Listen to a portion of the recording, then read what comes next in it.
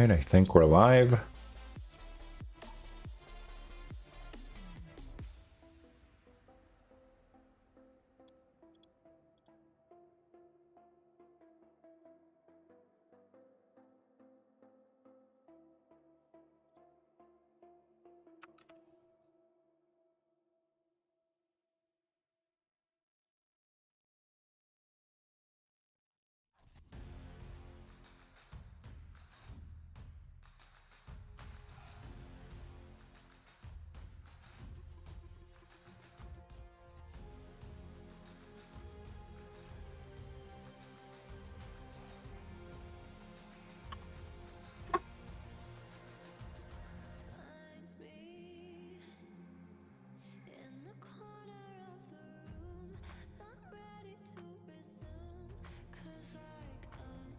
Okay.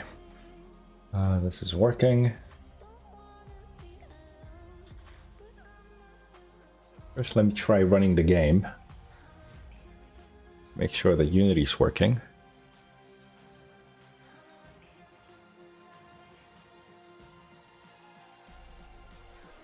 Sometimes it just crashes and I gotta restart the entire PC.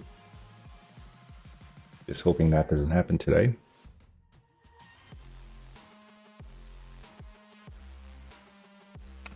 Forgot to have Steam.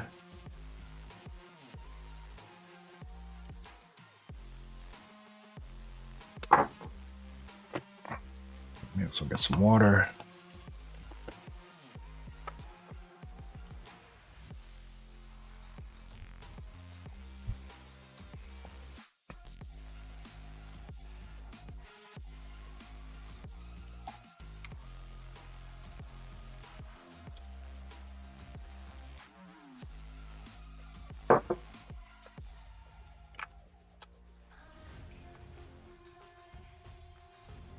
Okay, so the game's working fine.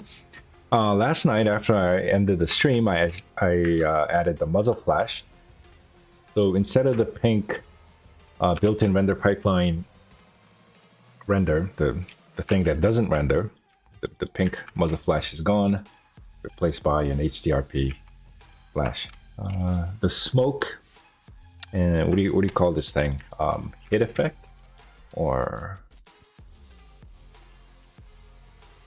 impact? That thing's not done yet, or that thing hasn't been replaced yet. So that's what I'm gonna do today. Well, as the trail, probably hard to see, but the trail is also pink, so I'll be replacing that. And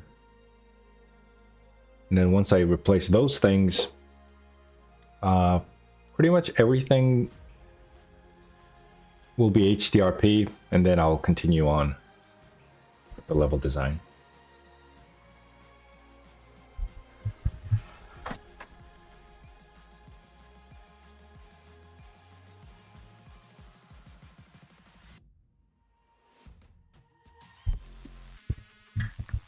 And good morning, Backbench. Welcome.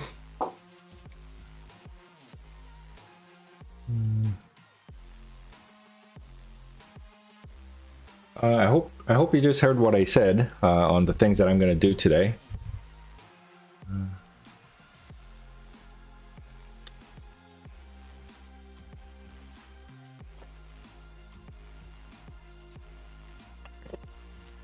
And obviously you don't have to call me sir. I'm just an indie game developer. Yeah, regular streamer, I guess.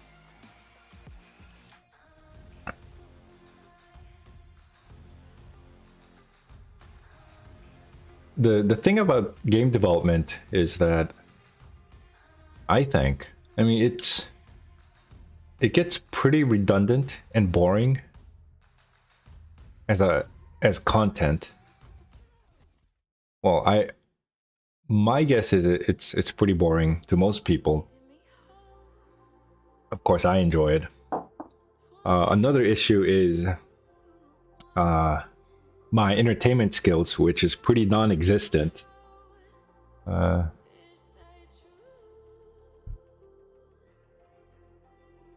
the dilemma is that I would like to share and interact and communicate with a bunch of other indie game developers. But in order to do that, you have to be somewhat entertaining. But one, game dev itself isn't entertaining to most people. Two, I'm not entertaining. So that's the major issue here. Or is it? Because I'm just gonna do whatever what I like and see what happens. So you just joined? Yeah. Thanks for coming. As soon as I started.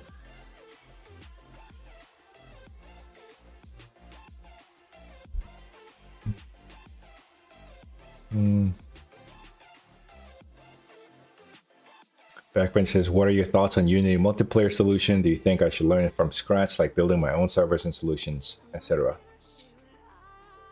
Yeah, I think you should absolutely learn how to do it yourself. I mean, the very basic TCP connection isn't that hard. I mean, all the APIs are already there for you to just use. I mean, you might have to set up a few things, but it's not that hard. Just getting the connection itself. Obviously,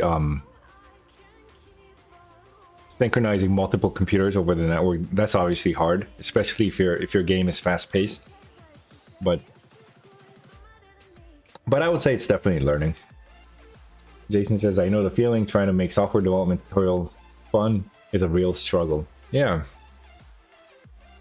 I don't think I've even tried to make it fun. I gave up on that.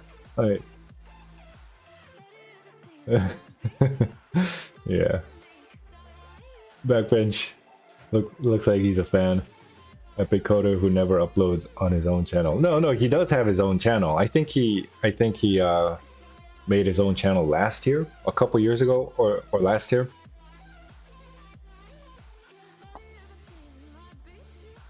But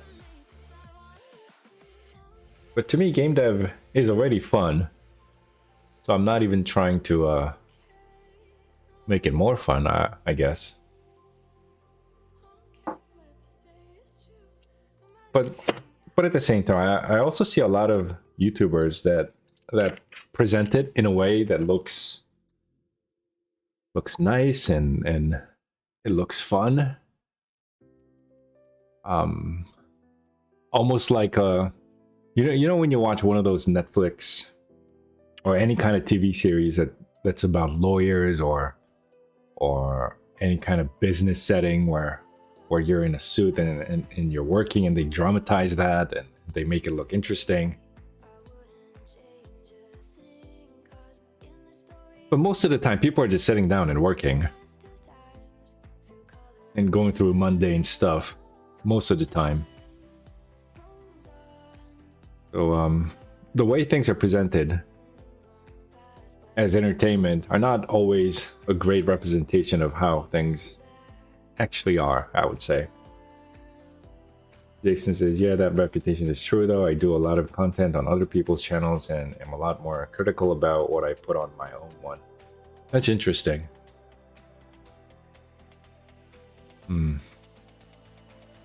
It's generally, I would say it's really hard for people to be, you know, critical towards themselves. I mean, I find that hard too.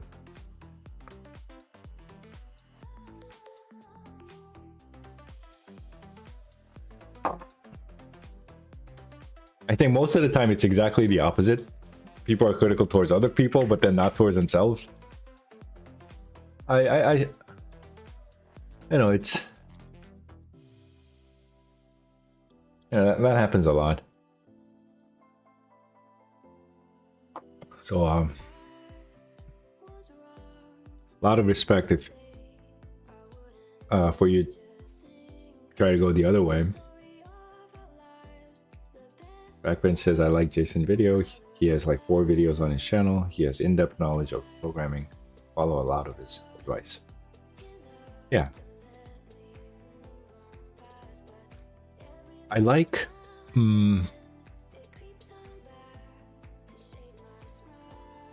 if you've been to,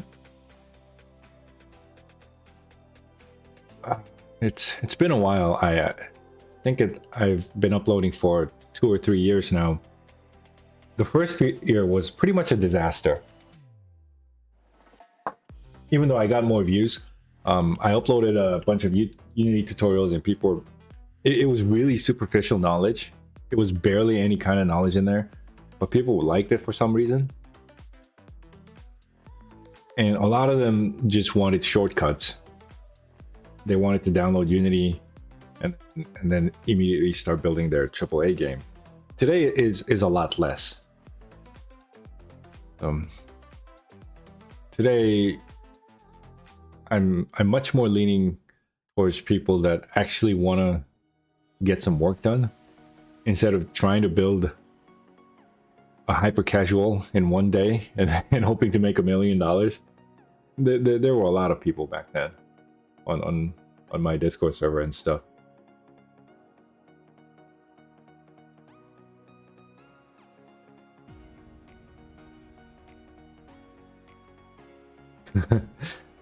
Jason says a lot of people get worries and stressed with software, and watching someone else sitting in front of Unity makes the world comfortably smaller. Yeah, and I also don't really, I mean, I'm not a performer. I've never been a performer. Well, I guess anything that you do in front of a camera is, but then I'm not even trying to be entertaining.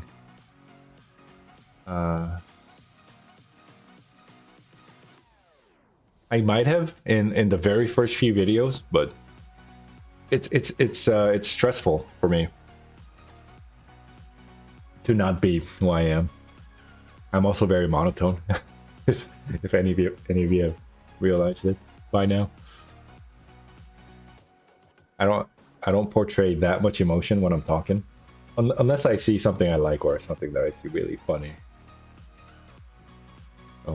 Anyways,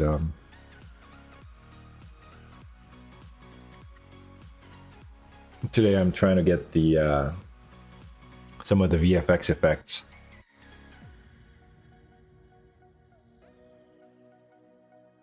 Things like the impact and trails of the bullet.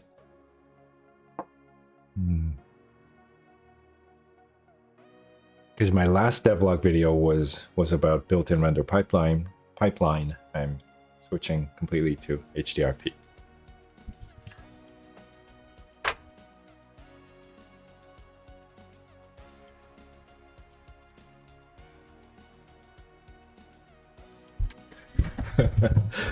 Thank you, Backbench. Backbench says, to be honest, I like people like Roundbear and Jason, precise and to the point. Entertainment may be important for a beginner, but for people like me who know the basic, information is more important. Yeah. Jason puts a lot of info out there.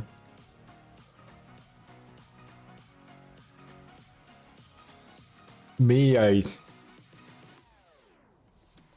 most of the time I don't even know what I'm doing. I record stuff and I go online and I just do my thing. So somewhere along the line, I realized that I'm not that good at presenting things. So before I became a YouTuber, I looked at a bunch of YouTubers that were big, and they were just talking. And I was like, these guys are making a ton of money just talking about random shit. Why can't I do the same thing? And then I realized that I'm not that good at talking. Not that good at delivering an idea or a tutorial or any kind of information. There's subtle tone and timing, and there's things like punchlines.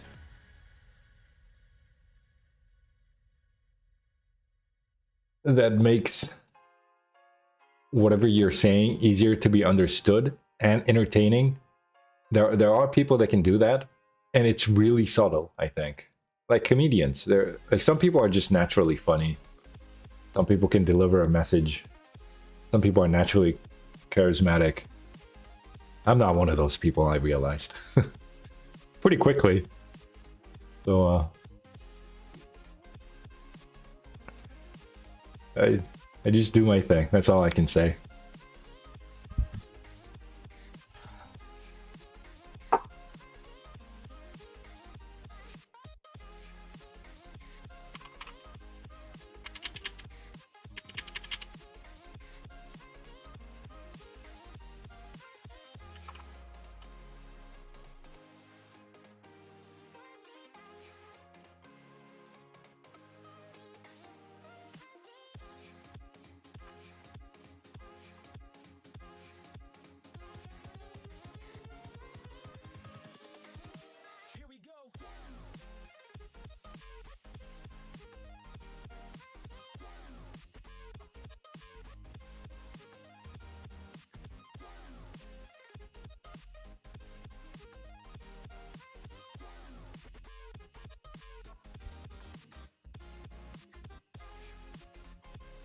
So right now I've got this impact particles. Just gonna import this into my own game. It's got a whole bunch of other stuff like all these other scripts. Might even have textures that I might not even use. I guess in this case I'm probably going to use everything except for this destroyer script. I'm just going to get rid of it.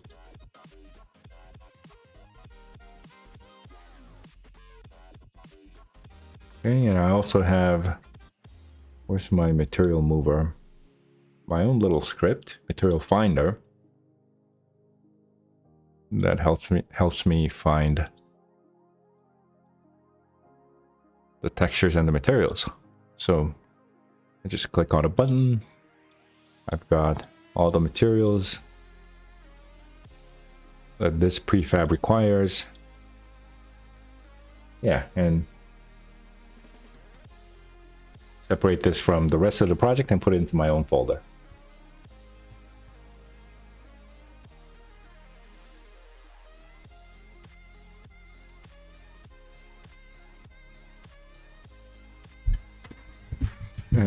Jason says, I admit I am pretty good at the talking part, comes with being Irish, but it's all trade-offs. While I can do the talking, I don't fit well with being branded as an expert. Sure, I have some experience, but I don't see things like that. I'm just someone who likes learning, picked up a few things, thinks about them a lot, and likes talking about and discussing them. I used to be, well, I don't want to say fan of Conor McGregor. I believe he's also Irish. There's something about English people like, well, English is not Irish, but people like Michael Bisping, Conor McGregor, that are not Americans. I don't know. There's something about them that adds an extra punch. I don't know what it is. But even though I'm not a fan of someone like Conor McGregor, I respect him for his ability to entertain. And I think there's something about being Irish that's just there. I can't even describe what it is. But there's something there, definitely. Kobe, welcome. Kobe says, my day job requires me to be charismatic, something I had to learn. All the while I'm thinking about building my ability system or multi-joint, IK, etc. What's your day job? I mean, if you don't mind asking.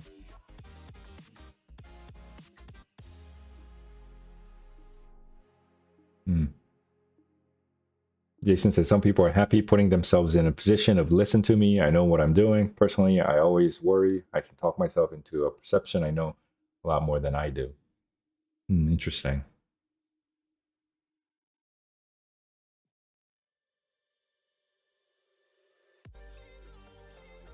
Yeah, I mean, I forgot the movie. Somebody said, but once you say something, and if you're confident enough, it just sounds convincing. Right? Backbench says, Jason, sorry, after every few lines on any topic, you end it with, I don't want to go into nitty gritty, or I don't want to go into details right now. Stop saying you're not an expert.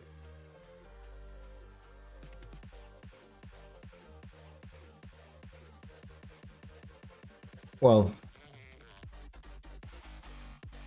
Okay, obviously I can't speak for anybody, but here's what I think. You know how Joe Rogan says I'm always a dumbass? I mean, he always says I'm a dumbass, I'm a monkey.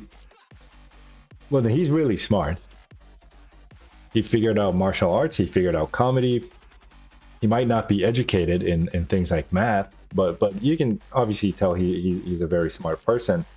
But he'll always end with something like, I'm a dumbass, I don't know anything.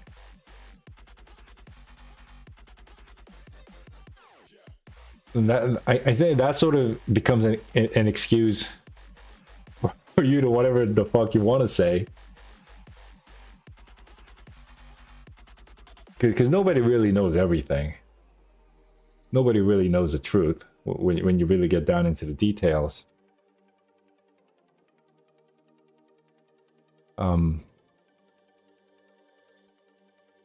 For me, it's a little disclaimer.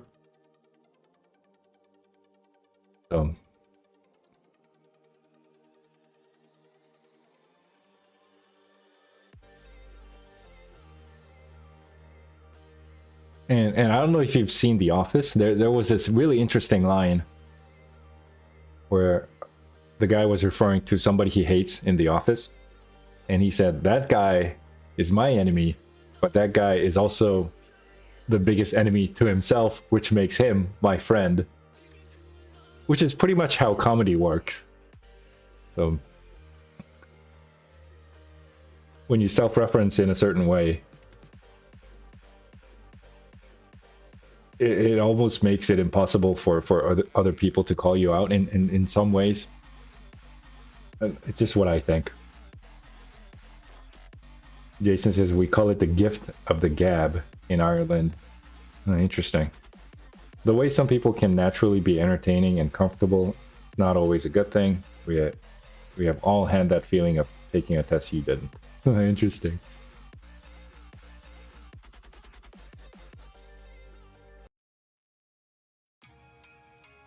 Study. Oh, you didn't study for. Okay. People can look at you expecting you to know everything, but while I am not saying I am stupid, I just caution people to put others on a pedestal because they can string sentences together. Yeah. You don't.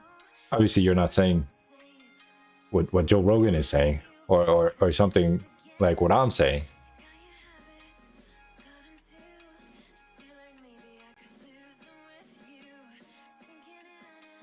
But there is, I think there is some value in acknowledging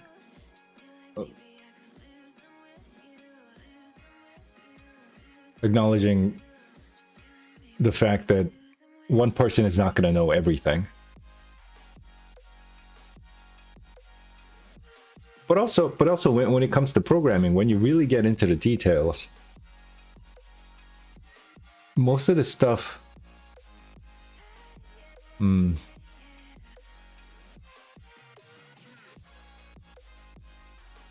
becomes pretty hard to be presented.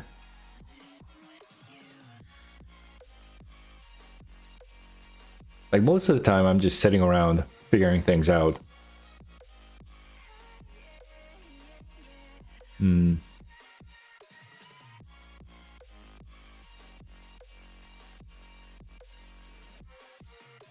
I also think, and people might disagree with me on this, I also think when you try to teach somebody,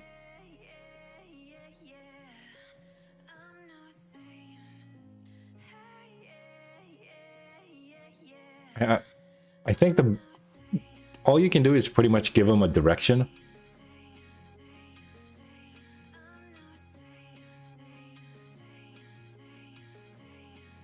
And when you get into the very specific the details of reading some documentation or something, for example, it's up to the person to read everything and figure it out and really get into the details.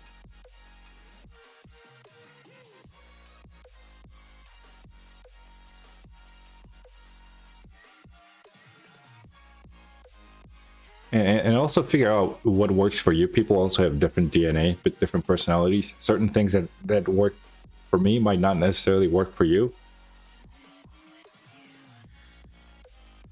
Like Michael Phelps, for example, cannot teach you how to be Michael Phelps. Like there's things that only he knows in detail that fit his body. Or somebody like Hakeem Olajuwon. I don't know if you're an NBA fan.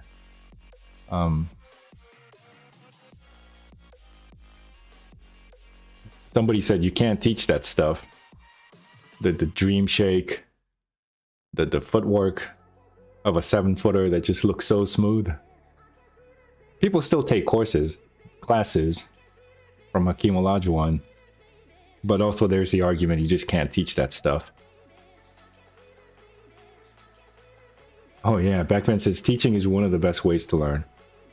Absolutely. I think when I put out a tutorial, I learned the most from it.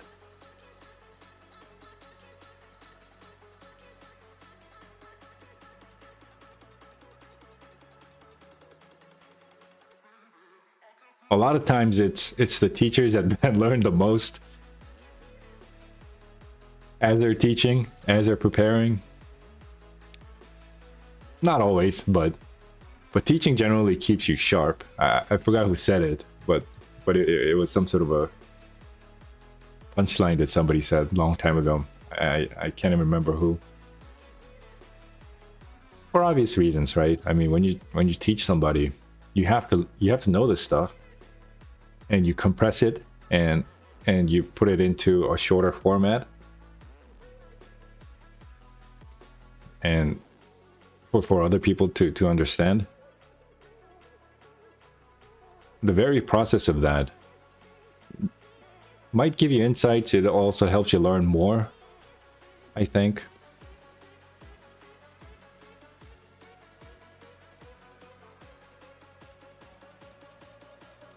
I have more teaching experience outside game dev.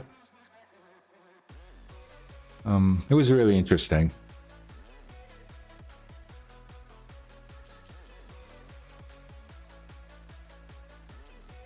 Jason says the biggest failing with a lot of educators is giving a solution without defining a problem. The best education is one where you meet students where they are at. See the world through their eyes. Okay. Yeah, I've generally have not been a fan of schools. They tell you to do certain things. Jason says explain why the way they are.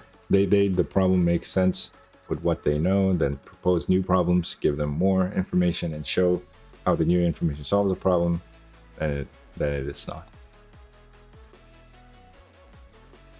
Yeah.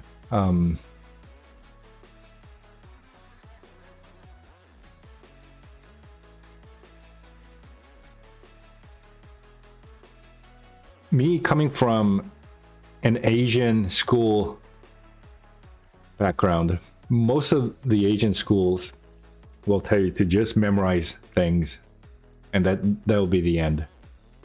I've always hated that. But I think most schools are that way. I mean, when you have... I would like to call them McDonald's of education, the public schools, most of them. Like, you're feeding kids cheap info that's just available anywhere.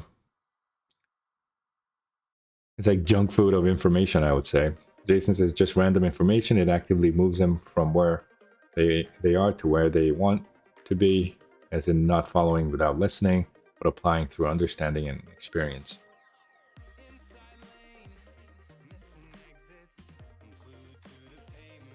Yeah, I think a lot of schools end up making you lose the interest because of all the stuff they make you do. Jason says, we call it the curse of knowledge. When you have learned something and forget what it felt like to not know that info, it makes it hard for you to empathize with students. Interesting. Yeah.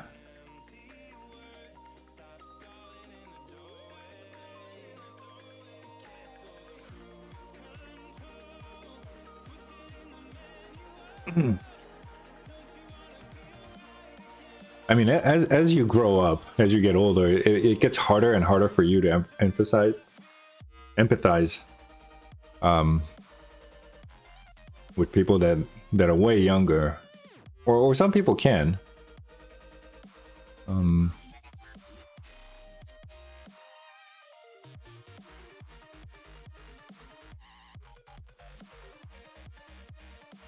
So my strategy when I was teaching a class of kids, this wasn't game dev. This was completely unrelated.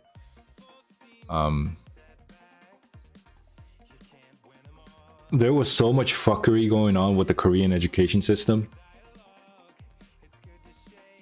and the kids were absolutely already saturated with all the garbage info. That all I did was try to make the subject interesting. Because the Korean education system was, they literally beat you physically, make you memorize stuff, and make you lose interest. So I try to turn it around, show them what might be interesting to them as kids who are looking into new things, that they're looking into what they want to do, what their hobbies are, what they enjoy. I mean, because once you start enjoying something, it's you're learning without learning, I would say. Once you have the motivation, but once you have the motivation, you just want to figure things out. Like once you have a toy that you like, you're not going to ask your parent how to play with it. But that initial spark is hard to get, I would say. Kobe says, Jason's story, I have to keep that in check for my daily career. Each supervisor is the same thing in regards to curse of knowledge. This is simple for you now, but new people need training.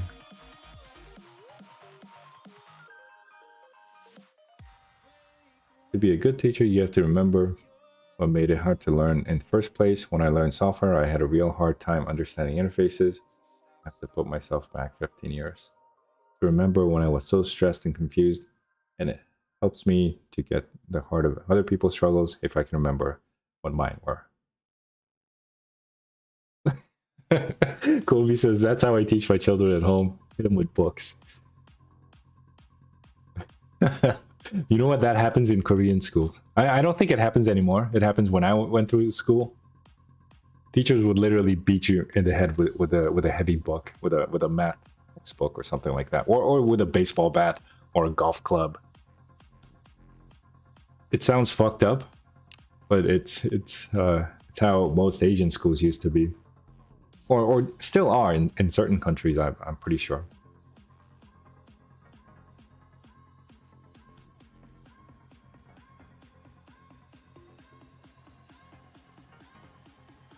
But yeah, back to what Jason was saying, it's really hard to put yourself in that situation again.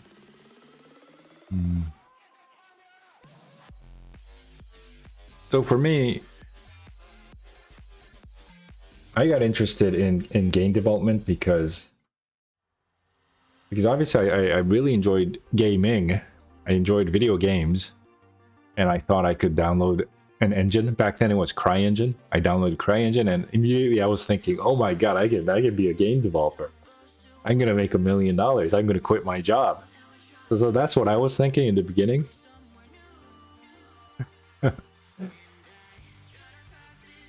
And then eventually I realized that if that you're essentially writing a piece of software, you're not playing with Legos, for example. You're writing series and series of logical definitions and instructions for your computer to follow. It took me a while to understand that. I couldn't figure out why people were telling me to learn how to code. I was thinking, like, I have a game engine, I don't need to code. So I was thinking a lot of the people that I make fun of today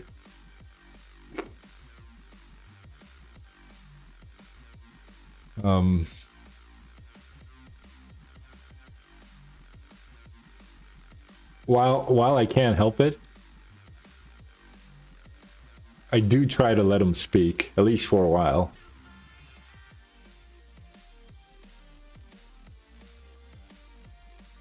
But then if you're asking the same question over and over again for almost an entire year, or even a few months,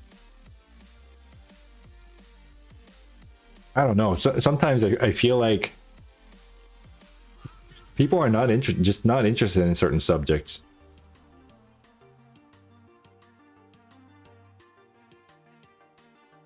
Like, you cannot get a kid to be interested in a topic that you want.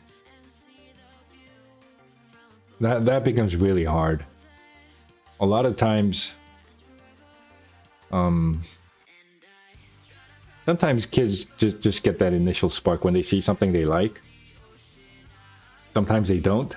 Sometimes they never find it, and they look into other subjects or other fields or other topics that they might enjoy. You can't manually make somebody like something. So that'll be my other side of argument. Maybe you could to a certain degree. I don't know. Backbench says, I got hit by a marker, chalks, books, wooden scales, and whatnot. Asian school prepares you for war. Oh, you know what? I didn't grow up in the 70s. I grew up in 80s and 90s. But back in the 70s, Korean schools literally prepared you for war. Literally, you learned how to shoot. There was somebody like a colonel in every school that watches over the entire process. It was called Korean in Korean. I think that translates to something like combat. I mean that was also because we're constantly at war against North Koreans. So school teaches you how to shoot, and then when you're 18 or 19, you join the military. It's written into the constitution. Any male at fighting age has to join the military and serve for a few years. So that sucks. And still to this day, a lot of the Korean education systems are based on military kind of dictatorship kind of thing. Even the companies. Today, I don't think companies managers beat you anymore. But back as recently as, well, not that recent. When I was in college, I used to hear stories about people getting beaten in companies. So there's a lot of military culture in South Korea. That's just horrible. Kobe says, for me, most memorable struggle was trying to understand Windows API and starting up DirectX, because for me, just typing it without understanding does not satisfy me. 205. Oh, interesting. So you learned Windows API and DirectX. I also tried to learn that a long time ago. I learned a lot, even though I felt like I didn't really understand anything. Helped me appreciate game engines a lot more. And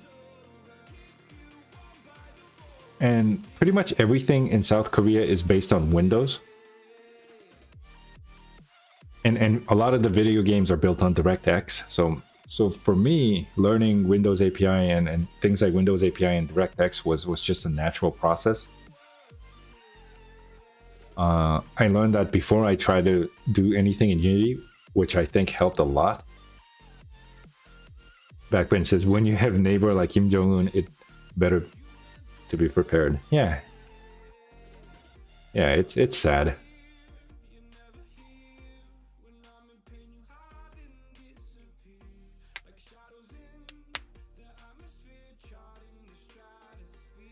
Jason says, the above will get people to listen, but to get people to really learn, you have to appeal to what people want. It has to be beneficial information, apply to their lives, relate to them. That's why I teach a lot through metaphor, because it is funnier, which makes it more memorable, and it also is framed through their own lives and problems, making it applicable and instantly valuable. Yeah.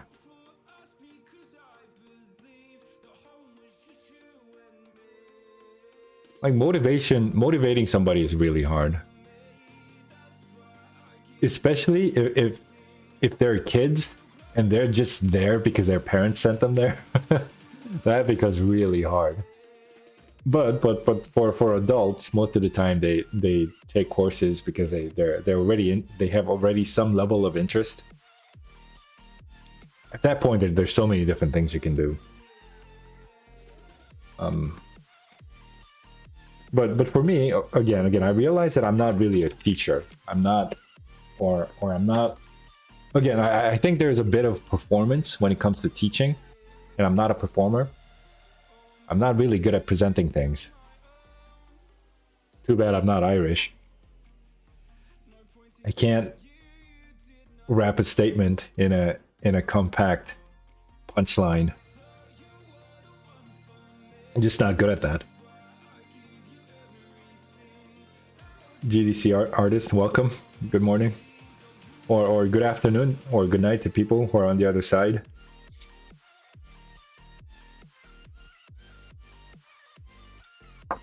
Yeah, Colby says it's storytelling. Yeah, it's really storytelling when you think about it.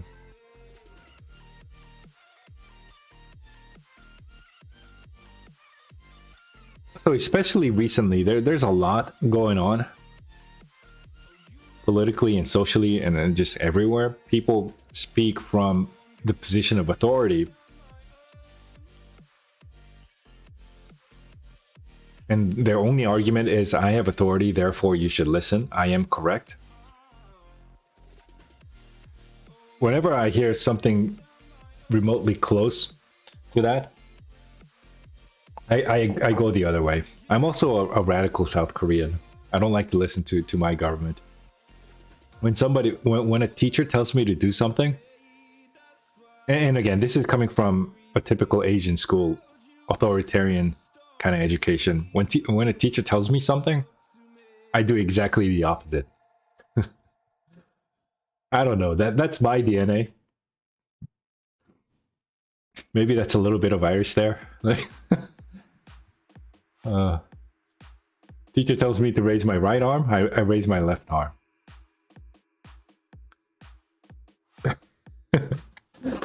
I don't know. I was an annoying kid.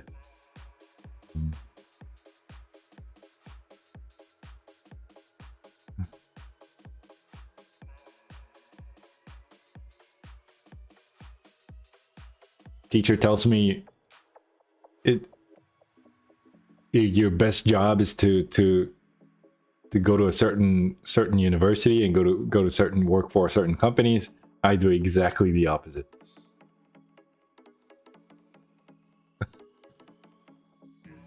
I mean, at that point, it's a disorder for me, I think.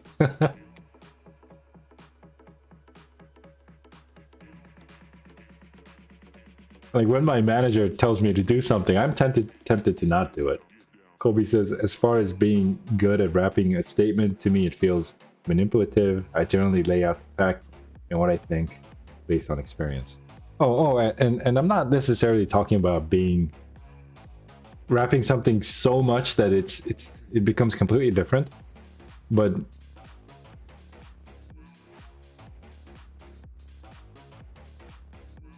there's really subtle things.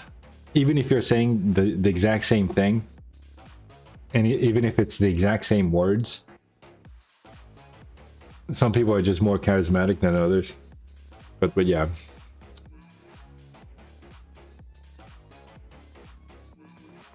Like a comedian can read you a sentence, and I can read the exact same sentence, and it's going to sound completely different. And I'm not even trying to wrap it, or the comedian might not even try to wrap it in a certain way. I'm more talking about the subtle way of expressing yourself.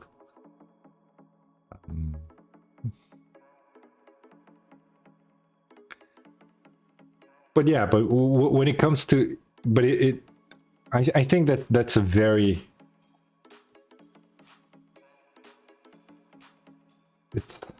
it's not as black and white, I think,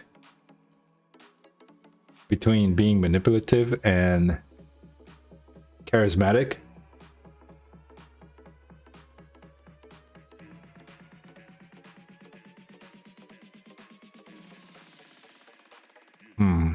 I've never thought about it that way, but now that you mentioned it,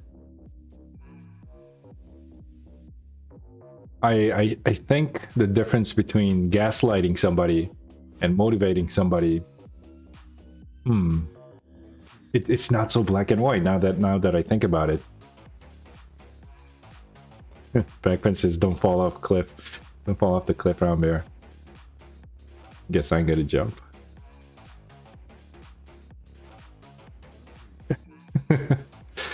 I mean,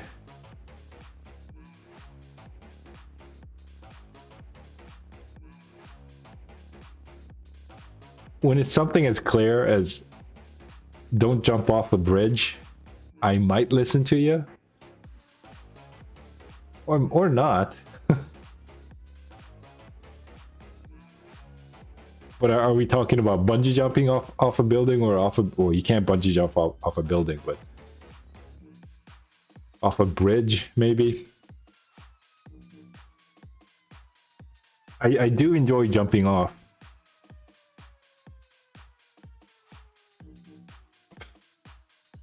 I don't think I've ever jumped off a building.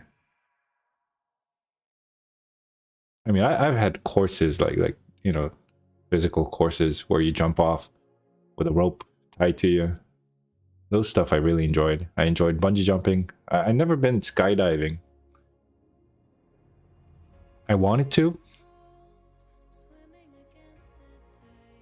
but then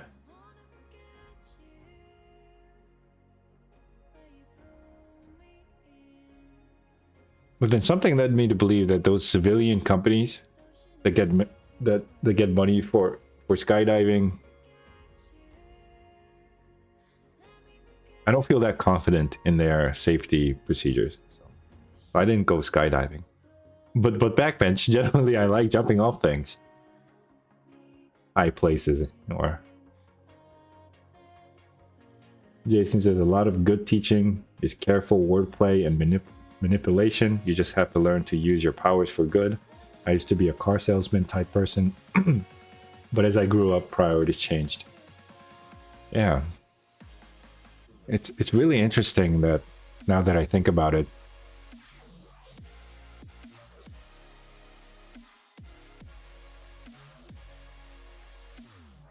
you really have to be careful. And this is why I like YouTube. It's a lot easier to be... It's a lot easier to gaslight somebody when you're in a classroom with just like 10, 20 people and it's not public.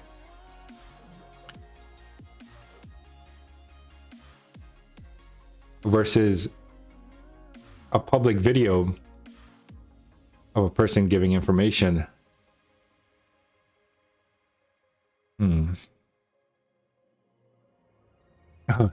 Some random bloke says, didn't you do skydiving as part of military service? No, I did not do skydiving. I think you have to be in a certain special forces type of thing for you to do that. Regular army probably don't do skydiving. And I don't think it's called skydiving, but I think I understand what you're asking. I don't do any of that stuff. Most of the time, I did paperwork and just sit there and guard a building. So don't think of something like Navy SEALs or Delta when I say military.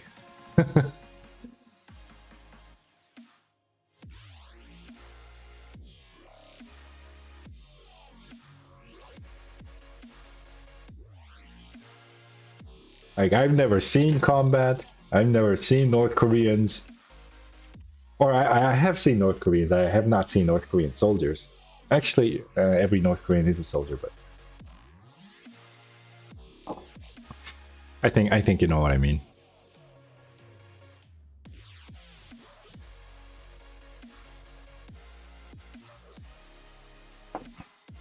So in case with the South Korean military or army, you're just part of this giant logistics.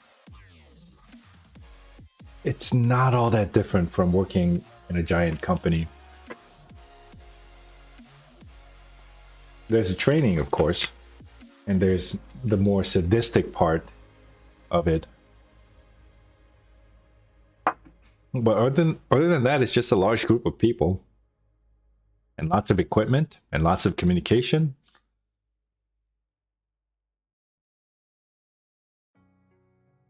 Kobe says, I agree.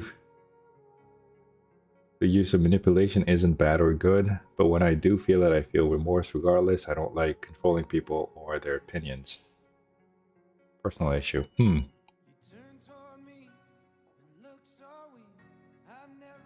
That's interesting.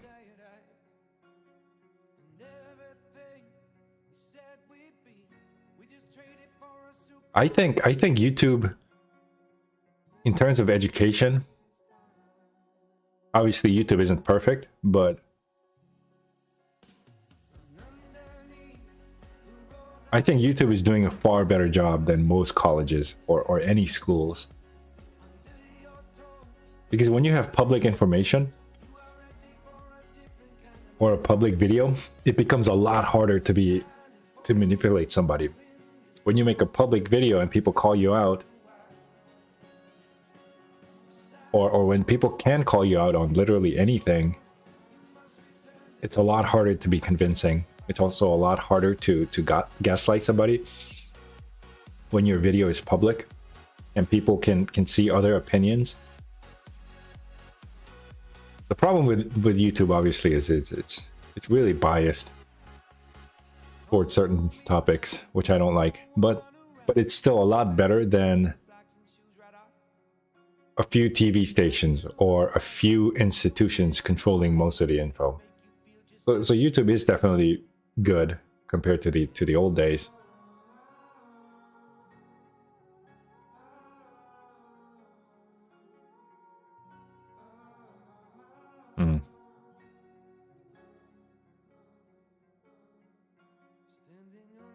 I think I learned a lot more about business. I went to a business school in South Korea. Paid a lot of tuition, spent a lot of time, but I learned a lot more just out of free information online.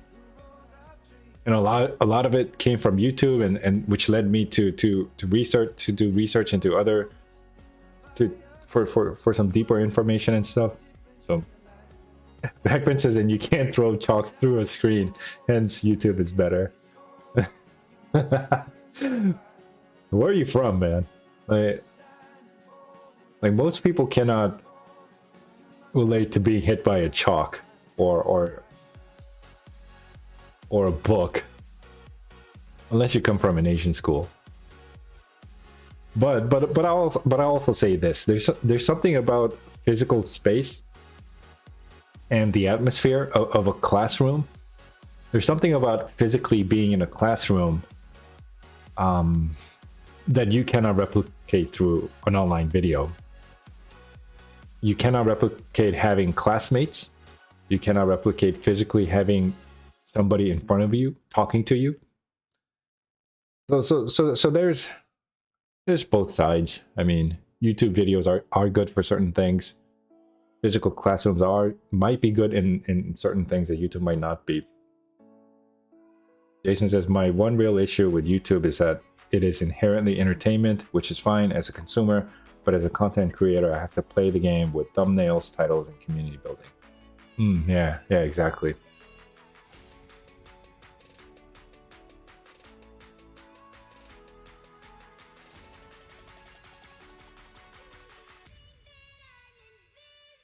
But I would say schools are not that different.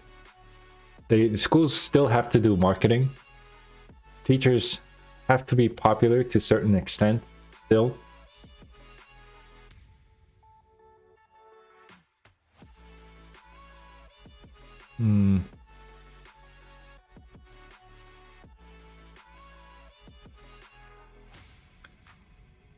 I also think entertainment goes hand in hand with education. Maybe not always.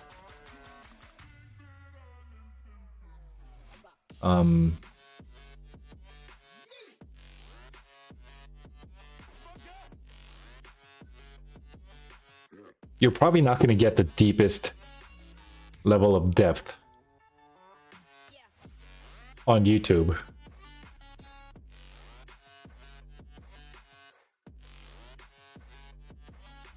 Backbench says, I'm from India, the most Asia-est place in Asia. What the hell is Asia-est? I don't know, man. It depends on how you define Asia. Asia is a giant place. Kobe says, I went to a semi-popular game dev school to realize I was better off teaching myself. Yeah. Okay, I'll say this. I went to an offline course in South Korea. In hindsight, it was complete garbage info. But then, I didn't know anything. And it didn't have any of the entertaining factors like YouTube, like Jason said. But it had classrooms. It had teachers that used to work in the game dev industry. I also had classmates, and as adults, we were no longer kids that were just sent to school. We were there because we wanted to. So there was a lot more interaction, a lot more positive competition, I would say. People are asking questions. People are asking each other questions. People are just eager to learn about game dev. So that course was really interesting at the time. I thought it was the best course in the world at the time. But then when I look back, a lot of the information was just wrong and inaccurate. But it did get me the initial spark to start learning on my own. I think early on, you do need some sort of structure, some sort of guidance, just a little bit. And for those things, I think physical classrooms help a lot. Even though the course might not be the best quality necessarily.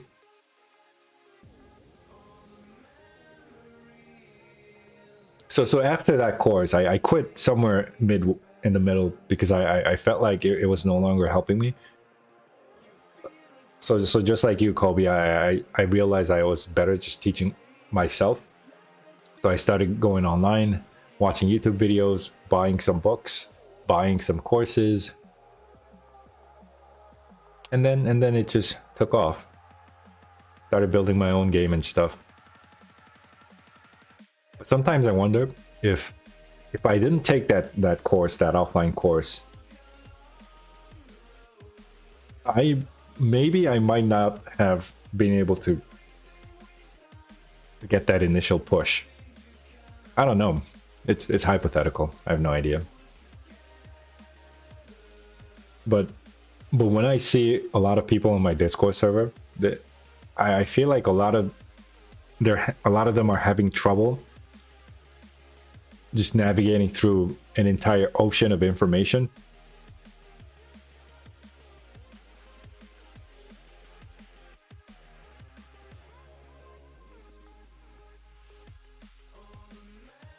Kobe says, I learned more from other people than any of the teachers. Never would have met those people had I not gone. YouTube wasn't really a thing then. Oh yeah, YouTube wasn't really a thing.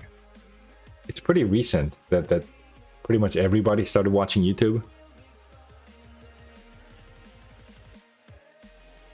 So I think this was way back in 2010-ish. I can't even remember.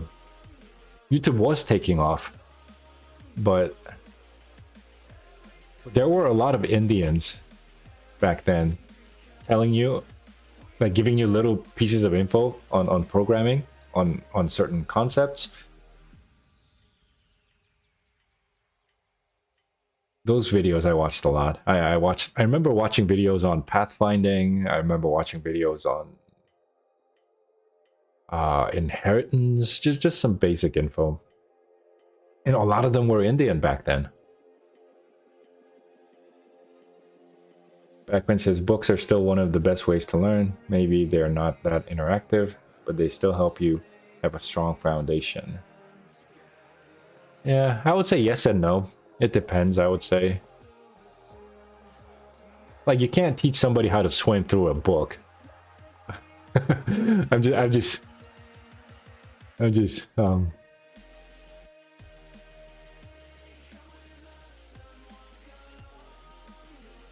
giving you a counterexample for no reason. Just giving you a little bit of a different perspective here. Just for fun.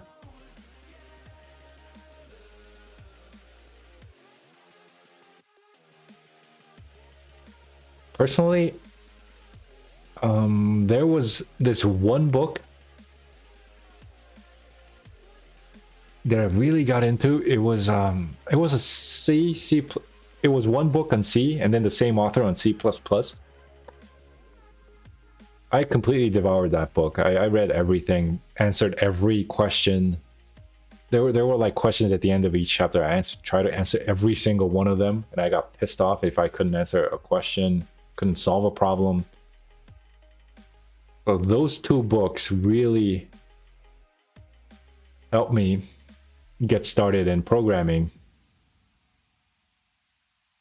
But then later it was mostly online info that gave me most of the important stuff. Backbench Indian YouTubers have a lot of videos and computer science stuff. In India, every house has at least one engineer. That's interesting. I don't know why that is.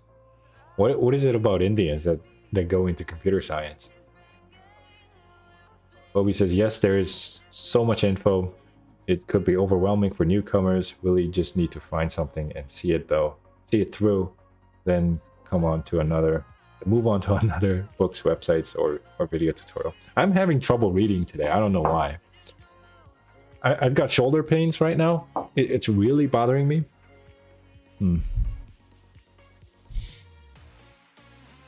It's just harder for me to focus.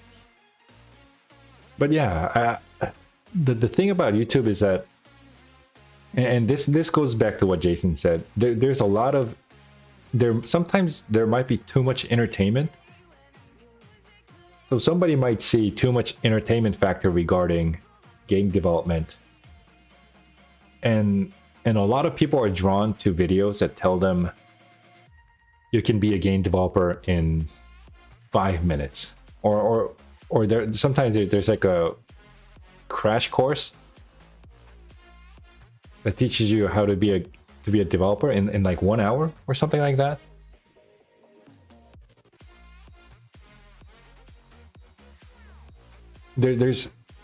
I would say there's too much entertainment that draws people in. The people that are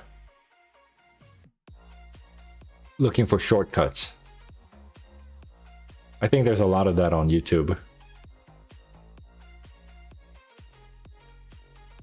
So it's really hard for someone who's starting out to distinguish the info. And as a human being, you're always naturally inclined to look for a quick way, a quick solution, an easy solution. So that's definitely a downside.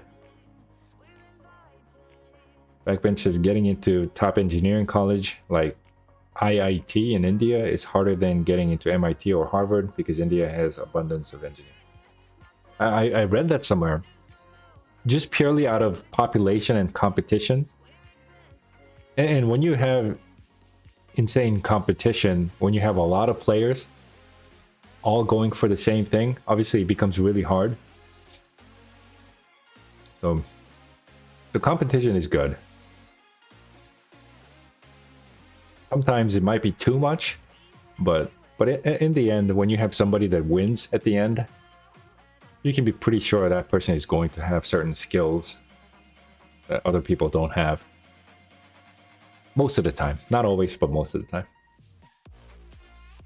Backbench says math and hard sciences is something very natural to Indians. Indian society see hard science like math, physics, computer science, etc. as the way to move forward, and also it helps you get a job easily. Interesting.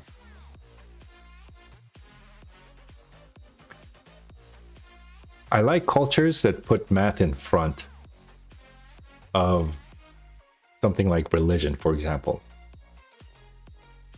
I'm not saying that other stuff are less valuable. There's certainly value in religion, in things like culture and tradition and stuff like that. Even superstitions, which kind of blend with storytelling. But there's also storytelling aspect in math, depending on how you talk about it.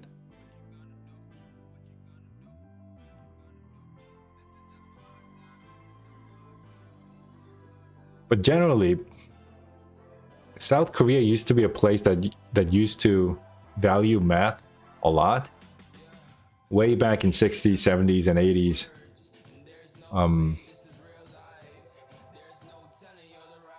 If you were good at math,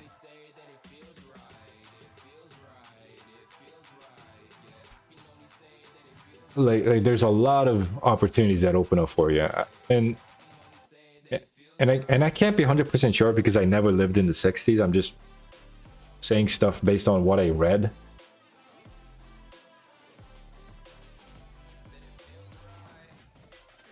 But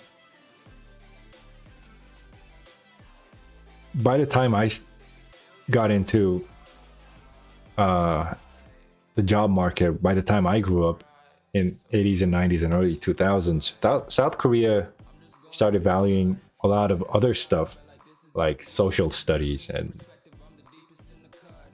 and government jobs and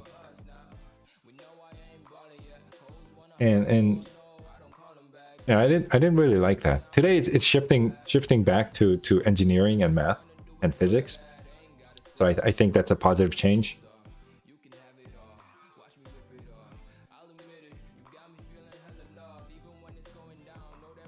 But there was a time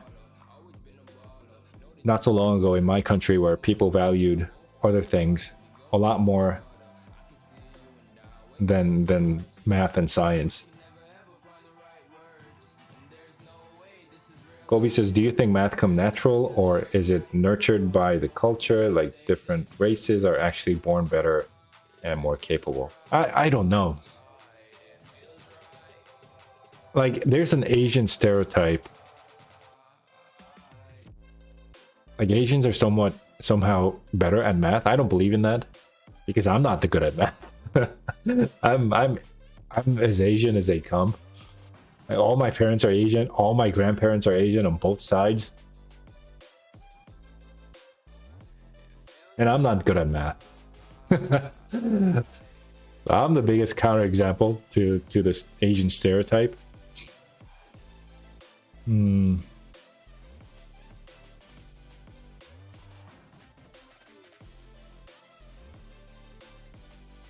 I think a lot of it has to do with culture. Yeah, I think so too, Colby.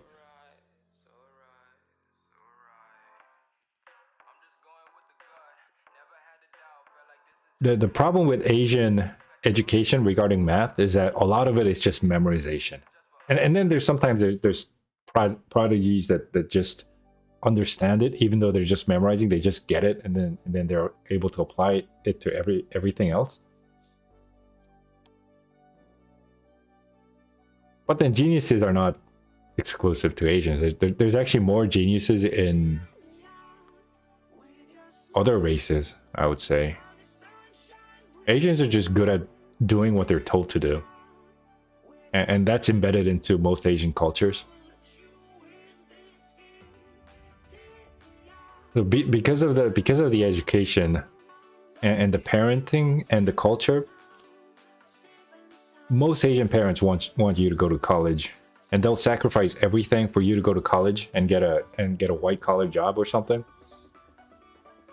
You don't see that in any other cultures, not to the Asians extent. Backbench is Asian getting 95 out of 100 and saying I'm not good at math. I'm definitely not good at math, but Asians do have a high standard in schools scores. A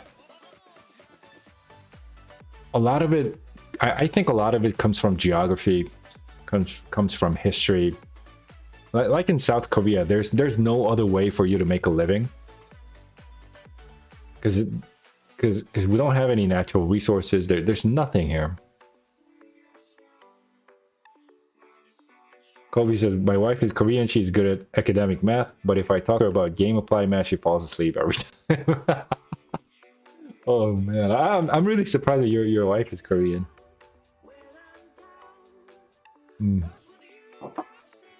That's interesting.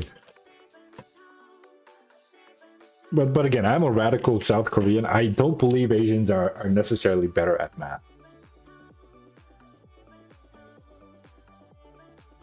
They're trained more in memorizing stuff and listening and just being a good employee. Asians are really good at that. So by average, Asians will tend to make better employees.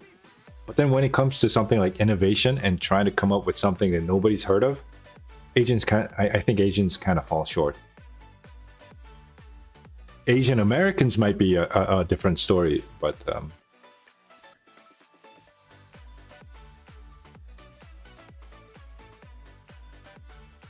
I think Asian style education only brings you up to a certain point, and there's a hard ceiling, a hard ceiling. And it's really hard to break out once you become certain age, and it's everything, and you completely grew up in that environment.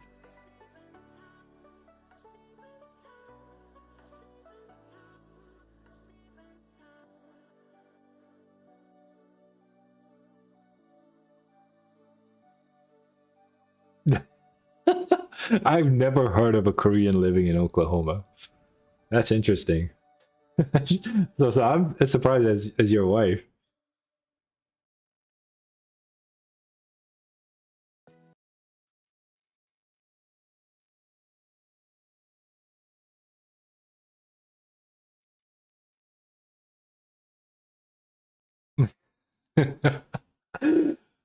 Random bloke says, Colby, would you move to South Korea?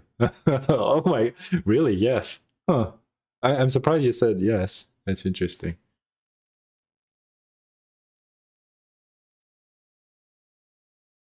Because South Korea has certain cultures, certain things that most outsiders would have a hard time with, or would have a hard time getting used to.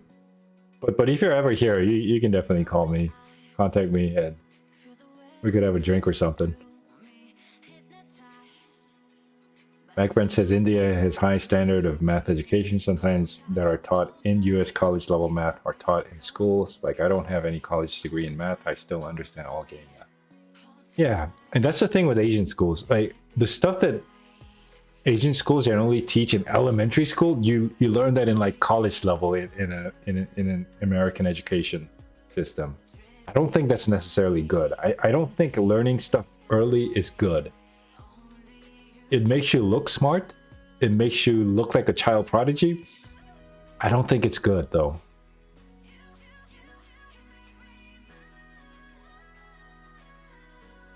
Because the problem with that Asian education is that by the time people get to college, so Asians go all in on the title of of which college they go to. Usually in an Asian system, there's one big exam they have to take, which if you do well, you go to a very prestigious college, and then that sort of sets you off into better things in life. Asians go all in early on in their elementary school, middle school, and high school. By the time they get to college, they're already burnt out. Some are not. Some continue, or some are just talented and just do well no matter what. But then when you're talking about the vast amount of Asians, I think a lot of them just burn out. Oh, okay. Kobe says they are all adoptees. Maybe if I can code all day.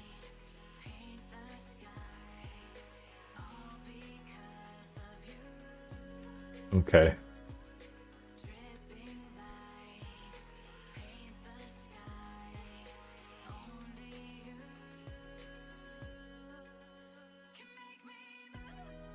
There's a big difference in a Korean American and a Korean. Yes, random looks is Asian is far too broad a category. Technically, Turkish people are West Asian. They're absolutely different people. Yeah, Turkey is a completely different place. Different religion. Yeah, yeah. I should have made this more clear. When I say Asians, I'm mostly referring to places like India, China, Japan, South Korea, Taiwan. But then there's also Philippines. There's Malaysia. There's Thailand, Vietnam that are completely different. I should have said something like Korean or Chinese or Japanese. India to some extent. I think education in India, the culture of education in India, China, South Korea, Japan, Taiwan, they're extremely similar. Yeah, Pakistan is a completely different place. So I'm referring to countries like the ones I just mentioned. Kobe says, for me, any knowledge, if you cannot apply across a different domain in life, you don't really understand it, and that's something I don't think you can learn. It's something you have. Yeah, it's what I think. A lot of the Asian style math is only within textbooks and test questions. Not necessarily always. Again, when I say Asians, I'm mostly referring to China and South Korea and India.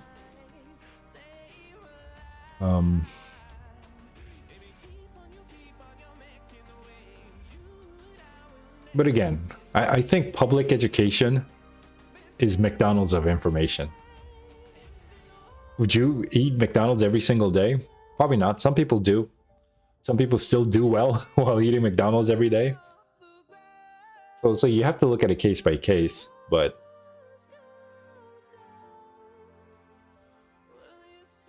I don't have kids, but if I do, I don't think I'm gonna put him or her or them through the Korean public school system. I would definitely be against that. The problem is what other choice do you have? I have no idea. Kobe says, for me, not. Oh, okay. Never mind. I already read that.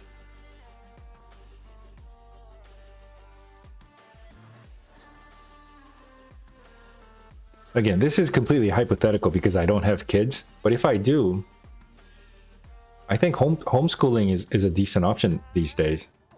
Especially now when a lot of the public schools have gotten so political. I don't want that. Not just for my family. I don't want that for anybody, really.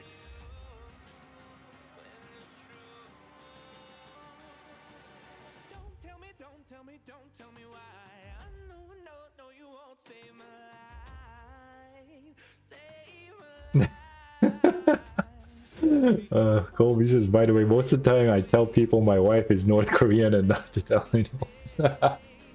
I do that sometimes. I say I'm from North Korea just to fuck around with people.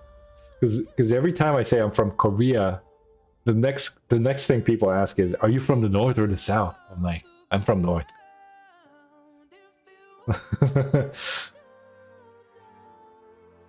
Kobe says, if have kids, GameDev equals false. I don't know, man. I most likely kids are not going to be interested in game dev. They're probably going to be more interested in gaming. They're most likely going to be interested in video games than programming.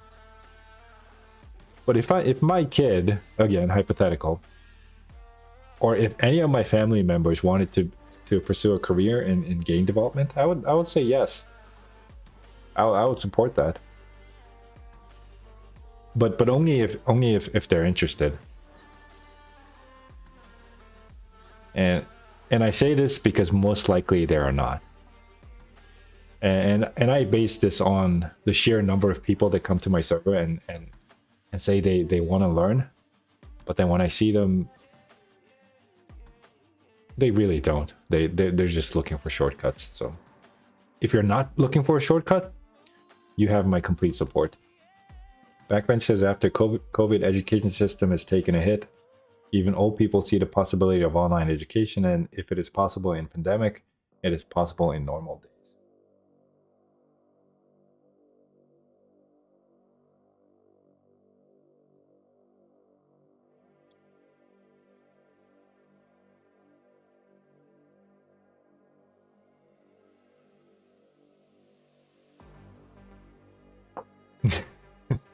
Kobe says, if have kids, your personal game dev -10.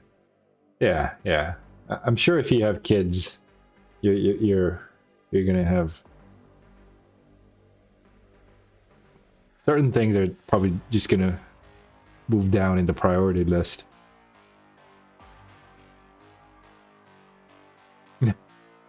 Kobe says, also AI will be making our game in 5 years. Ask Joe Rogan.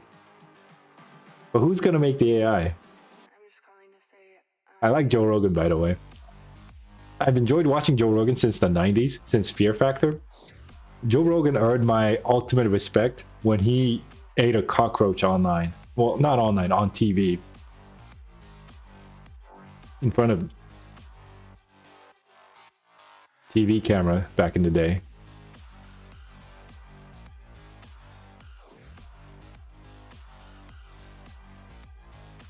And I used to listen to him a lot.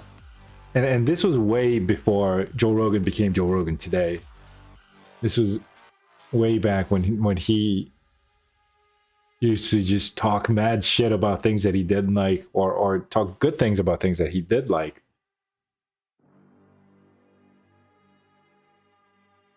I feel like he watered down a little bit, but not too much.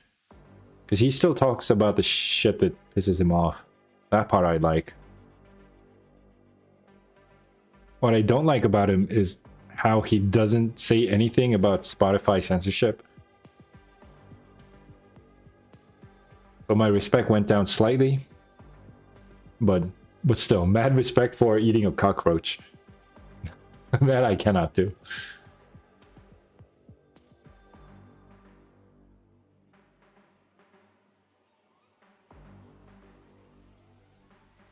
I think he's also a black belt in jiu-jitsu.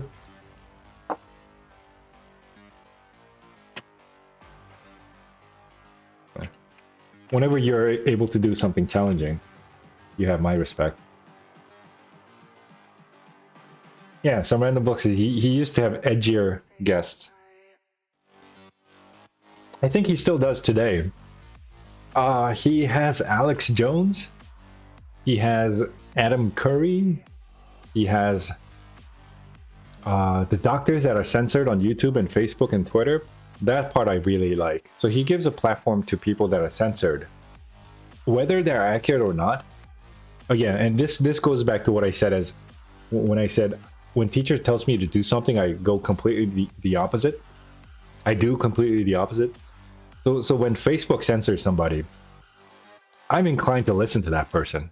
It's the Streisand effect. Like when you censor somebody, I want to listen to him, whether the guy is a conspiracy theorist or whether the guy is completely wrong. I want to listen to him just because Facebook decided to censor him. I want to listen to him just to piss people off. Yeah, Jordan Peterson. I think isn't Jordan Peterson still on YouTube? He hasn't been censored yet, even though a lot of people tried to censor him. I think at this point Jordan Peterson is way too big to be censored. Same with Joe Rogan, way too big to be censored. I think I read somewhere that Joe Rogan his podcast views is more than all the other news stations combined. All the other major news stations, I should say. Gavin, yeah, Gavin is pretty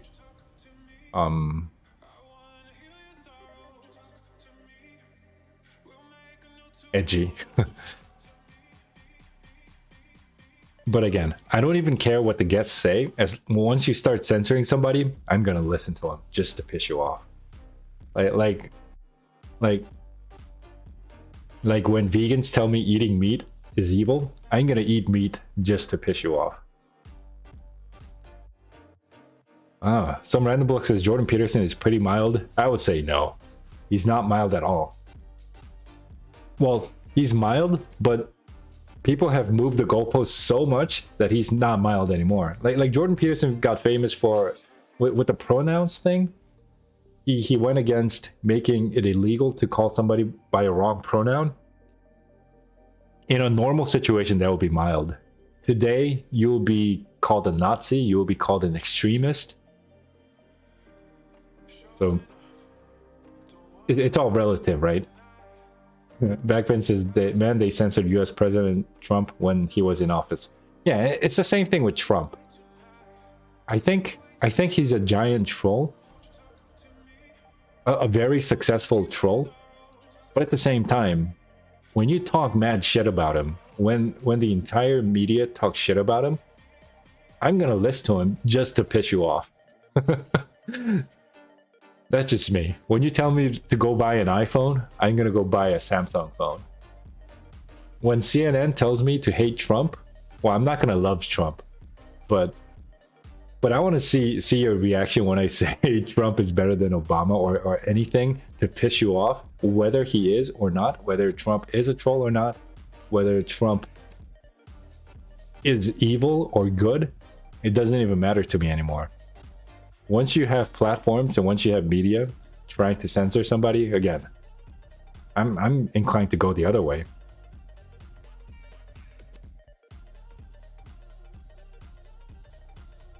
Kobe says, I'll have to check out the people you mentioned. Some random blow. Benny, welcome again. I hope you're having a great day. Yeah, Colby, you'll go down the rabbit hole. But I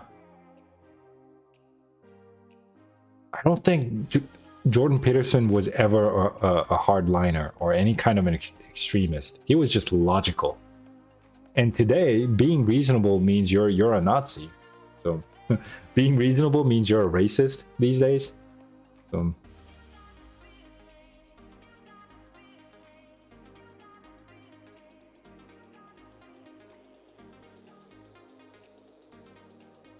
today you see a lot of stupid shit like male athletes claiming to be female athletes and then going into female competitions and just beating everybody. Like somehow, if you're against that, you're a sexist now? Like what are we even talking about? Again, we're going way off game development, but... Oh, we're not going completely off game development, because Unity is going into that direction now. Unity is hiring chief inclusion officer or some stupid shit like that. Like, what the fuck is a chief inclusion officer? Do you include everybody?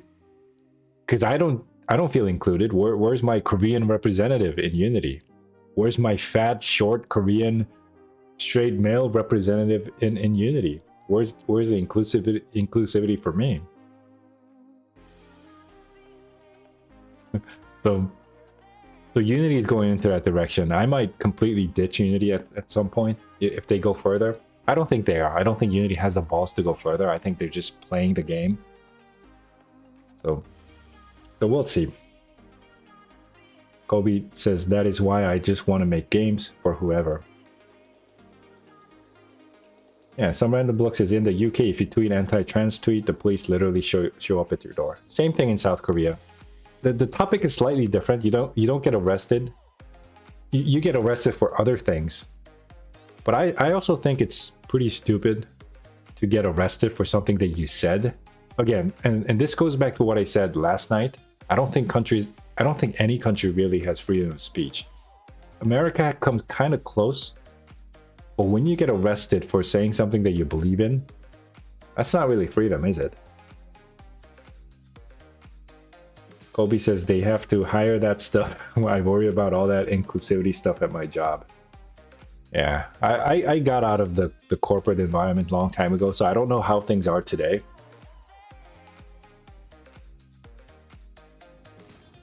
But another example was United. Was it United?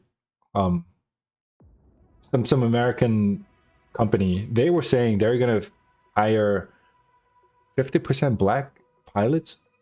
I wasn't sure if it's 50%. It was some sort of a quota that they're gonna meet in their future hiring of pilots. Like, I'm not flying that ever. Like, once you hire a pilot because of his skin color, fuck you. I'm not getting on your plane. So today, when I see a white pilot or when I see an Asian pilot, I'm probably gonna feel safe because they're going against the reverse racism. So people are overcorrecting. So they're gonna overhire black people. But when I fly a plane, well, I don't fly a plane. When I get on a plane, when I fly an airline, I want an Asian pilot because that Asian went through so much racism against black people, against white people. I want a fucking Asian doctor when I have my life on the line.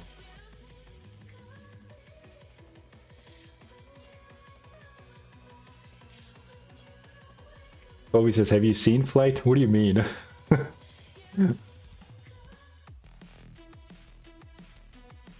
Are you asking, have I been on a plane? Yeah, we don't really see black people in South Korea. A few.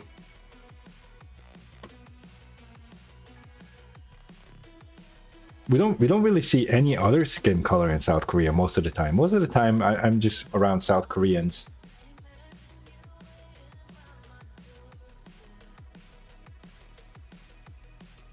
But when I'm flying, when I go to the airport, there's I think most of the pilots were white, I think. At least the ones that I saw. But I don't care. Like, I don't care if the pilots happen to be white, or if they happen to be black, or if they happen to be Asian. I do have a problem when an airline comes and says, we're gonna hire black people just for their skin color. I want safety first. Okay, I want safety first, not skin first.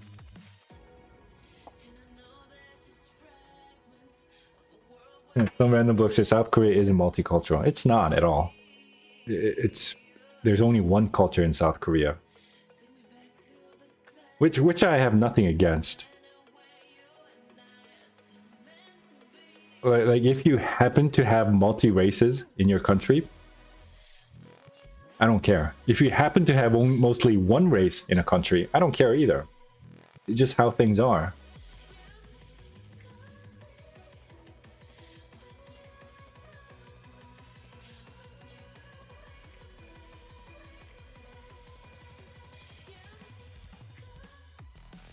I'm just giving you my opinion on pilots and certain pilots being hired just because they're black. Most of the time I'm flying Korean Air or some Korean airliner that just because they're just closer to me. Some random bloke says if you adopt open borders, South Korea will be gone. Let me tell you, we pretty much already have open borders in South Korea.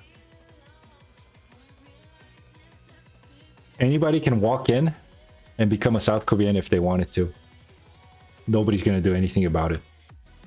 The problem is that we're covered by the ocean and North Koreans physically, so it becomes pretty difficult.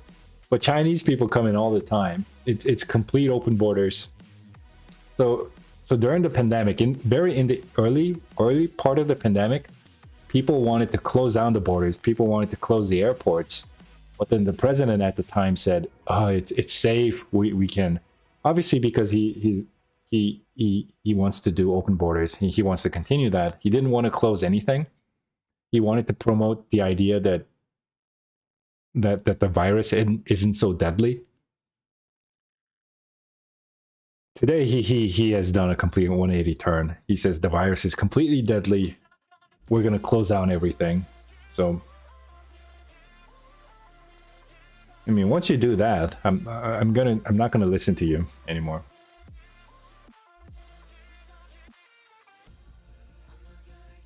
I would argue that South Korea barely even have any borders. Like North Korean soldiers literally walk in, and they knock on the door. Sometimes because they want to defect, they just want to live. They just don't want to live under dictatorship anymore. we barely have any borders other than the natural ones, being the ocean and North Korea just blocking everything else.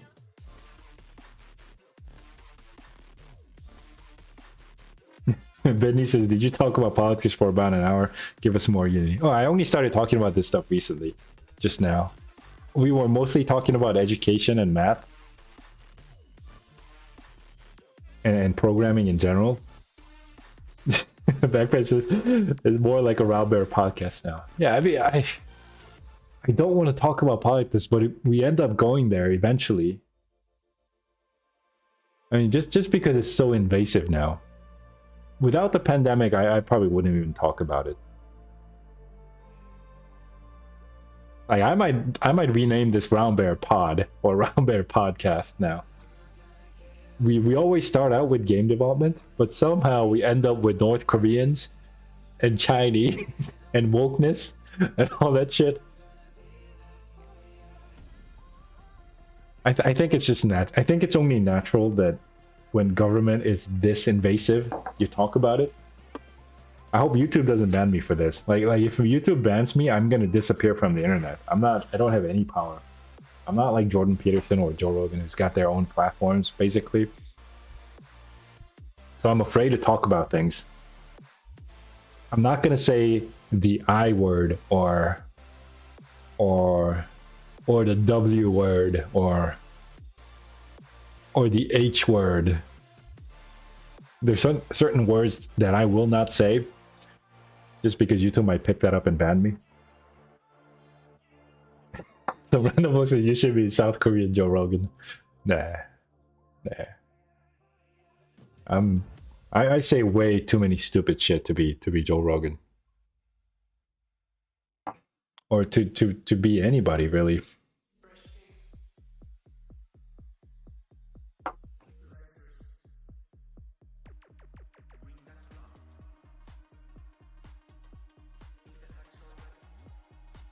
Like there's so many words today that are taboo, which I don't like about YouTube. But again, earlier I said there's really good things that YouTube brought in terms of education and information and all that stuff.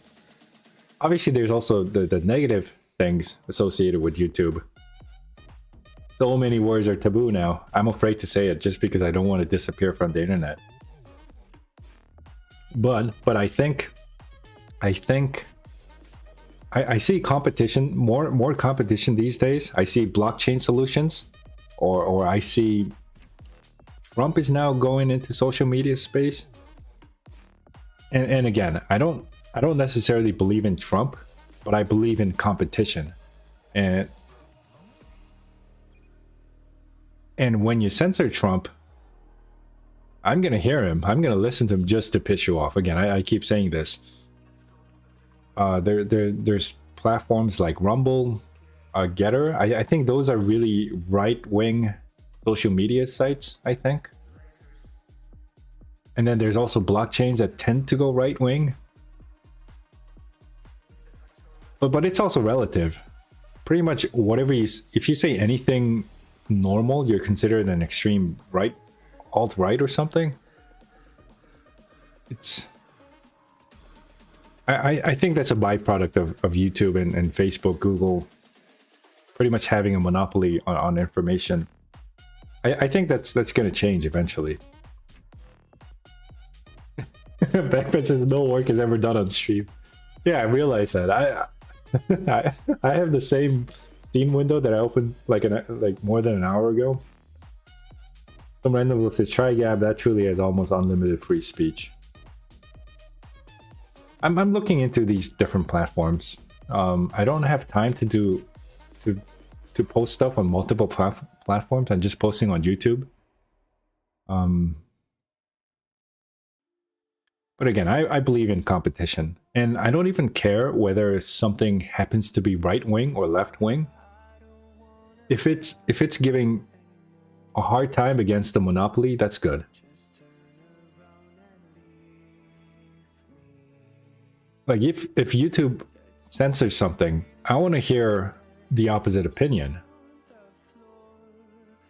Am I right wing for saying that? Like, am I a fucking racist for saying I want to listen to the people that YouTube censors all the time? I would say no, but I think most people would say, a lot of people would say yes.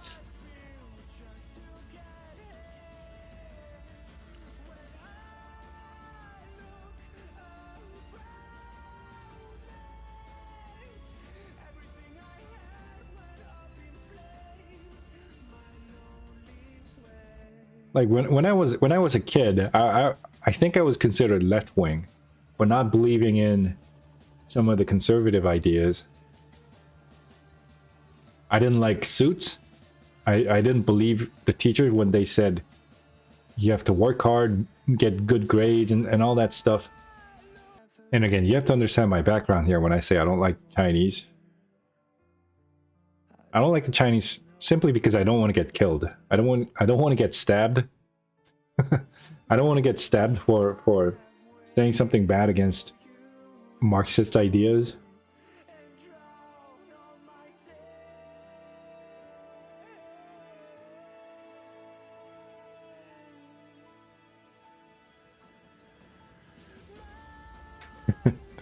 I mean, at this point, I should be ending the stream at this point. I think going too far down into all this political stuff.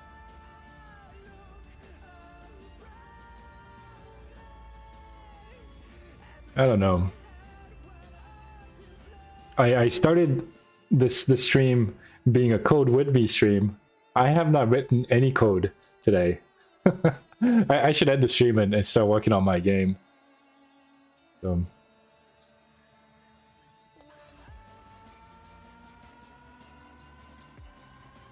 So today I didn't get any work done. But I'm not...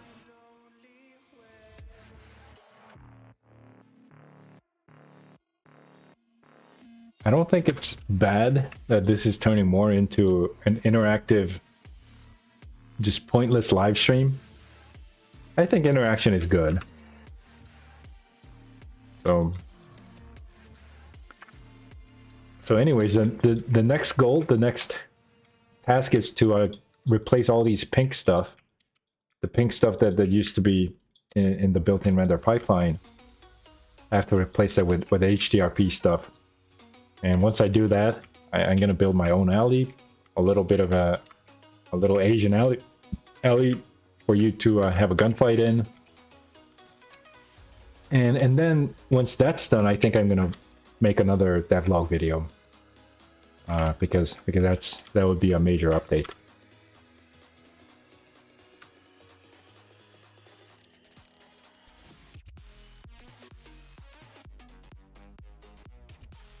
So yeah, Colby says let's game dev.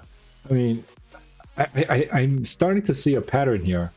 Every time I go live, I start with game dev stuff, and then eventually it just goes into fucking chaos and and random stupid shit that I like to talk about. So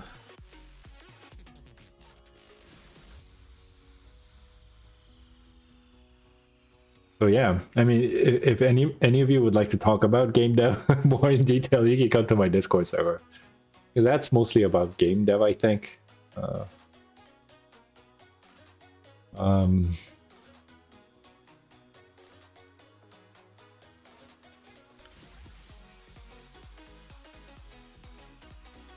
Yeah. I have separate devlog videos that are completely about the recent updates for my video game projects.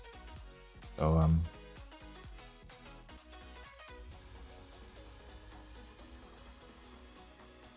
I don't think I have a problem with this being more of just a general chat.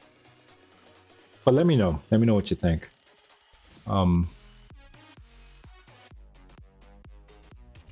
I should probably just stick to game dev.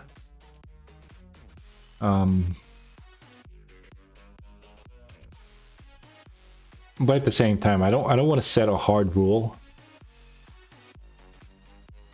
Something like we should only talk about game dev, because a lot of things are related. But what am I saying? I have no idea. I'm just gonna say whatever I want. Colby says, I feel like I'm kind of a catalyst for the non-game dev. Sorry, I enjoy it though. Which video are you most proud of? I mean, you don't have to be sorry. You can talk about anything. Again, I don't like setting hard rules on stuff. Inca the Dragon says, how often do you water your bamboo plant? Like, I mean, this is water. It's always filled with water. I replace water every 3 or 4 days, I think. I bought it recently because not for the bamboo, but water. I might be getting a little superstitious here, but there's like there's like a mountain behind me, and there's supposed to be water in front of me just for good luck. So it's the water that's important for me here.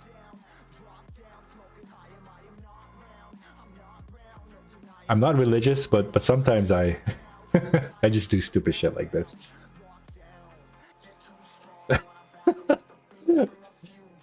Yeah, my drinking cup. Yeah. But again, you guys can talk about whatever shit that you want to talk about. The only people that I banned, here's the two types of people that I banned ever. So one is claiming that you can build a software, you can write a software without writing a software. so every time somebody comes and he just started learning about Unity and anything about game development, he says, I downloaded Unity, I'm now gonna build my own AAA game, and I'm gonna make $1 million tomorrow. If you keep on saying that repeatedly, I'm gonna ban you. Okay, so that's one type of person. There was another type of person which wasn't that related to game dev, but he was saying some weird stupid shit like having a this was statistics. He was saying some stupid shit like having a low p-value means you have the absolute truth, which is just dumb.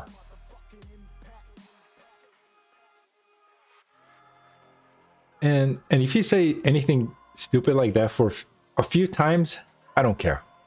Okay, most of the time I'm not gonna care.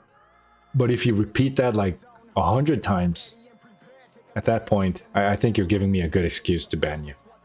So those were the only two people, only two types of people. I've banned a lot of people, but those were the only two types of people that I'm banning. And anything else is I don't know, is your opinion. I don't care. I don't care what your opinion is. You can say stupid shit like I love China. I'm still not gonna ban you. So yeah, low p-value. Just some. Yeah.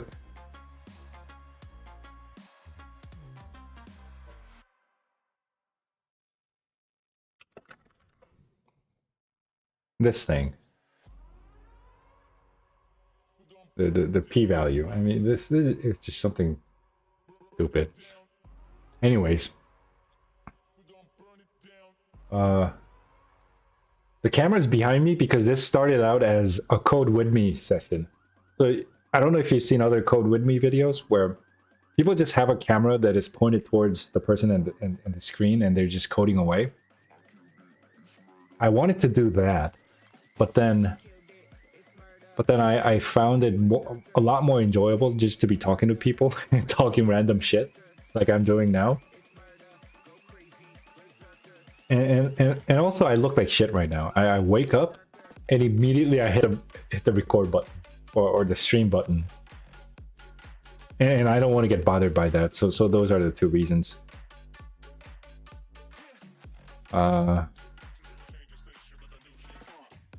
So right now, the stream is at a weird place between a code with me and just a general chat. So I don't know where this is going. So maybe later I'll put the camera in front so you can just see my face. They'll probably just make it more human interaction kind of thing. Inca the Dragon says just feels like a sit behind me session. Yeah, I mean I don't know where this is going.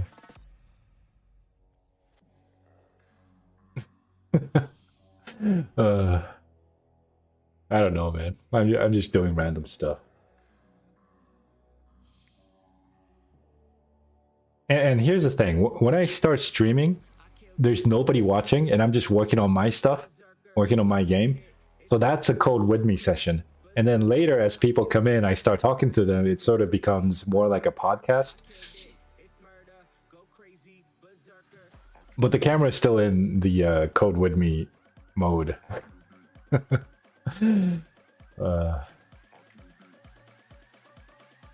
So probably later when I have more audience, I'll probably put the camera in front, and this will be a full on, more like an interactive podcast sort of thing. But right now it's still somewhat a code with me format. Somewhat.